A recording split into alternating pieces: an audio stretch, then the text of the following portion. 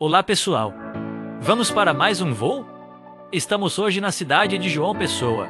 O centro da capital fica lá pra frente pessoal. E essa aqui embaixo é a BR-101. Do lado esquerdo temos o Distrito Industrial. E do lado direito está o bairro Costa e Silva. Vamos dar uma passadinha pelo novo viaduto que estão fazendo aí na frente pessoal.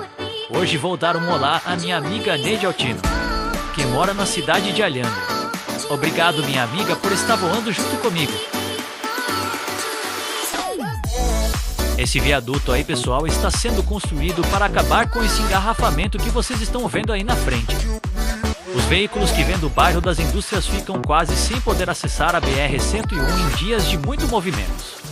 Já aconteceu muito acidente aí, pessoal. Esse viaduto foi projetado para conectar o bairro das indústrias ao bairro Costa e Silva e eliminar o cruzamento perigoso aí na rodovia, e também reduzir o congestionamento e o risco de acidente. Ele possui cerca de 700 metros de extensão.